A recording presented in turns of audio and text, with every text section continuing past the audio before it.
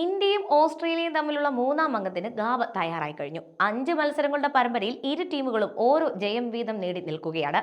പെർത്തിൽ ഇന്ത്യ 295 റൺസിന് ജയിച്ചു കയറിയപ്പോൾ അഡ്ലെയ്ഡയിലെ പിങ്ക് ബോൾ ടെസ്റ്റിൽ ഓസീസ് 10 വിക്കറ്റിന്റെ വിജയം ആഘോഷിക്കുകയും ചെയ്തു. പക്ഷേ ഈ മത്സരത്തിൽ ഇന്ത്യക്ക് തോൽവി ഏറ്റുവാങ്ങേണ്ടി വരുമോ?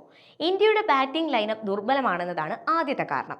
കൂടാതെ ഇന്ത്യൻ പേസ് ബൗളിംഗിന്റെ ഭാരം മുഴുവൻ സ്റ്റാർ പേസർ ജസ്പ്രീത് ബുംറയുടെ ചുമലിലായിരിക്കുകയാണ്.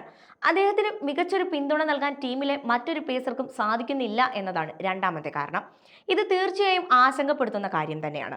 മുഹമ്മദ് ഷമിയെ പോലെ ബുംറയ്ക്കൊപ്പം കട്ടയ്ക്ക് നിന്ന് പന്തെറിയാൻ സാധിക്കുന്ന ഒരു ഫാസ്റ്റ് ബൗളർ ഇല്ലെന്നതാണ് ഇന്ത്യയുടെ പ്രധാന ദൗർബല്യം.